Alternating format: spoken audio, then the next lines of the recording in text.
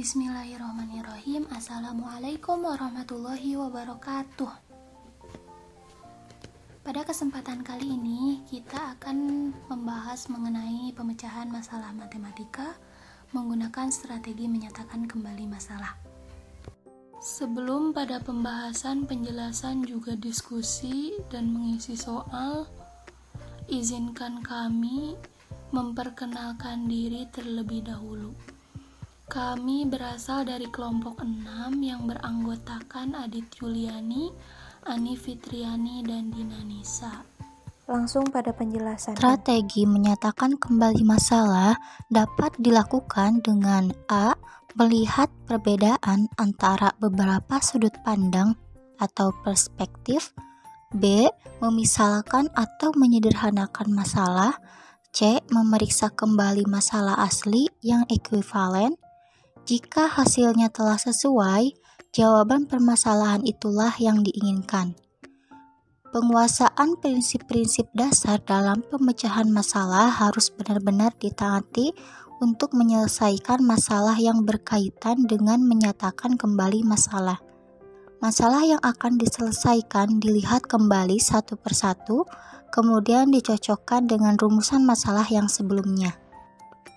Kemudian, langkah-langkah dalam pemecahan masalah menurut Polya 1945 dalam Rubianto dan Harmini 2017 ada 4 langkah dalam penyelesaian masalah matematika, yaitu memahami masalah, yang kedua merencanakan strategi, yang ketiga melaksanakan strategi, dan yang keempat memeriksa kembali.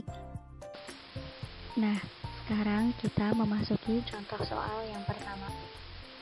Soalnya yaitu terdapat sebanyak 250 siswa berkunjung ke kebun binatang dengan mengendarai minibus dan mobil pribadi. 175 siswa menaiki minibus dan selebihnya mengendarai mobil pribadinya dengan 5 siswa tiap mobil.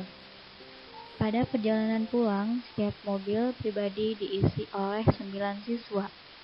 Berapa siswa yang pulang dengan naik minibus? Untuk penyelesaian langkah pertama yaitu memahami masalah. Yang diketahui dari soal ialah: pertama, 250 siswa berkunjung ke kebun binatang. Yang kedua, sebanyak 175 siswa menaiki minibus. Kemudian, siswa lainnya menaiki mobil pribadi dengan 5 siswa tiap mobil. Dan pada perjalanan pulang, tiap mobil pribadi diisi oleh 9 siswa. Kemudian, yang ditanyakan ialah berapa siswa yang pulang dengan menaiki minibus. Dan langkah kedua ialah merencanakan strategi. Strategi yang akan kita gunakan adalah menyatakan kembali masalah. Langkah selanjutnya yaitu melaksanakan strategi. Banyaknya siswa yang berkunjung ke kebun binatang ialah 250 siswa. Dari jumlah tersebut, siswa ada yang menaiki minibus dan ada pula yang menggunakan mobil pribadi. Kemudian, dari yang kita ketahui bahwa siswa yang menaiki minibus sebanyak 175 orang.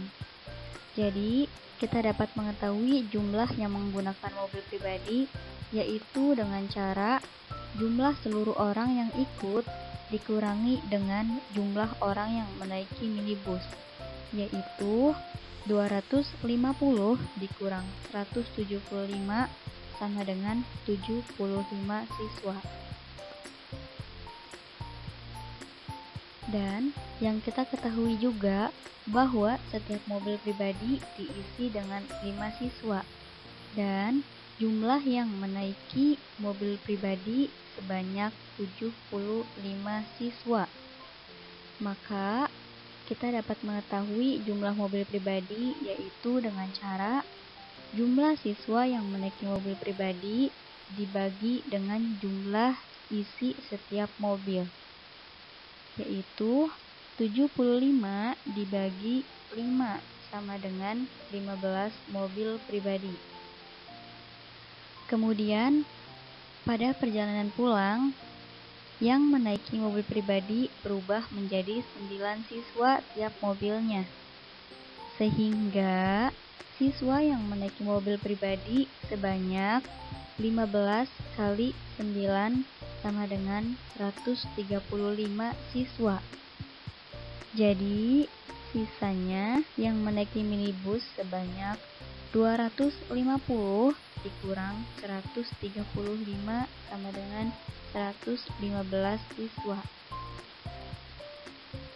Dan langkah terakhir ialah memeriksa kembali 250 dari jumlah seluruh siswa yang mengikuti ke kebun binatang dikurangi dengan 175 siswa yang menaiki minibus sama dengan 75 siswa yang menaiki mobil pribadi dengan banyaknya mobil 15 pada perjalanan pergi. Kemudian 15 banyaknya mobil dikali dengan 9 siswa yang menaiki mobil pribadi pada perjalanan pulang sama dengan 135 siswa yang menaiki mobil pribadi pada perjalanan pulang, yaitu total seluruhnya 135 siswa. Dan siswa yang menaiki minibus adalah 250 dikurang 135 sama dengan 115 siswa. Baik teman-teman, sekarang kita akan membahas contoh soal yang kedua. Adapun untuk soalnya, Ahmad sedang merojaah hafalannya, yaitu surat Al-Baqarah sebanyak 286 ayat dan surat Ali Imran sebanyak 200 ayat. Pada hari pertama, Ahmad sudah menghafal sebanyak 178 ayat, 85 ayat surat Al-Baqarah, dan sisanya surat Ali Imran. Pada hari kedua, hafalan Ahmad bertambah sebanyak 233 ayat, 67 ayat Ali Imran, dan sisanya surat Al-Baqarah. Di hari ketiga, Ahmad menyelesaikan kedua surat hafalannya. Berapakah sisa ayat yang harus dihafal Ahmad pada hari ketiga? Oke, untuk penyelesaiannya langkah pertama yaitu memahami masalah. Yang diketahuinya, Ahmad sedang murojaah hafalan surat sebanyak 486 ayat, terdiri dari surat Al-Baqarah 286 ayat dan surat Ali Imran 200 ayat. Yang kedua, hari pertama Ahmad menghafal sebanyak 178 ayat, terdiri dari 85 ayat surat Al-Baqarah dan sisanya surat Ali Imran. Yang ketiga, hari kedua Ahmad menghafal sebanyak 233 ayat yang terdiri dari 67 ayat surat Ali Imran dan sisanya surat Al-Baqarah. Dan yang terakhir, hari ketiga Ahmad menyelesaikan seluruh hafalannya. Yang ditanyakannya itu, berapakah sisa ayat yang harus dihafal Ahmad pada hari ketiga? Nah, untuk langkah yang kedua yaitu merencanakan strategi. Strategi yang akan kita gunakan yaitu strategi menyatakan kembali masalah. Untuk langkah selanjutnya yaitu melaksanakan strategi. Di hari pertama, Ahmad menghafal sebanyak 178 ayat, terdiri dari 85 ayat surat Al-Baqarah dan sisanya surat Ali Imran.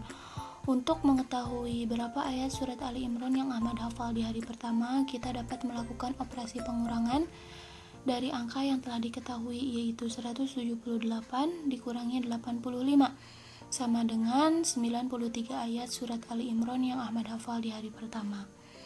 Di hari kedua, Ahmad menghafal sebanyak 233 ayat, terdiri dari 67 ayat surat Ali Imran dan sisanya surat Al-Baqarah. Untuk mengetahui ayat dari surat Al-Baqarah yang dihafal Ahmad di hari kedua, kita dapat melakukan operasi pengurangan dari angka yang telah diketahui, yaitu 233 dikurangi 67 sama dengan 166 ayat surat Al-Baqarah yang Ahmad hafal di hari kedua. Kemudian di hari ketiga, Ahmad harus menyelesaikan hafalannya. Surat Al-Baqarah yang telah dihafal Ahmad di hari pertama dan di hari kedua yaitu 85 ditambah 166 sama dengan 251 ayat. Sehingga sisa ayat surat Al-Baqarah yang harus dihafal Ahmad pada hari ketiga adalah 260 ayat dari keseluruhan ayat surat Al-Baqarah yang harus dihafal Ahmad dikurangi 251 ayat surat Al-Baqarah yang telah Ahmad hafal sama dengan 35 ayat. Sedangkan surat Ali Imran yang Ahmad telah hafal sebelumnya yaitu 93 ayat ditambah 67 ayat sama dengan 160 ayat. Sehingga sisa ayat surat Ali Imran yang harus dihafal Ahmad di hari ketiga yaitu 200 ayat dari keseluruhan ayat surat Ali Imran yang harus Ahmad hafal dikurangi 160 ayat dari surat Ali Imran yang telah Ahmad hafal sebelumnya sama dengan 40 ayat. Maka dapat disimpulkan sisa ayat yang harus dihafal Ahmad di hari ketiga itu adalah 35 ayat surat Al-Baqarah dan 40 ayat surat Ali Imran sama dengan 75 ayat. Nah, untuk langkah selanjutnya yaitu langkah terakhir, yakni memeriksa kembali. Pada hari pertama, Ahmad dapat menghafal 178 ayat terdiri dari 85 ayat surat Al-Baqarah dan 93 ayat surat Ali Imran. Di hari kedua, Ahmad dapat menghafal 233 ayat surat Al-Baqarah. Di hari kedua, Ahmad dapat menghafal 233 ayat terdiri dari 166 ayat surat Al-Baqarah dan 67 ayat surat Ali Imran. Dan di hari ketiga, Ahmad dapat menyelesaikannya.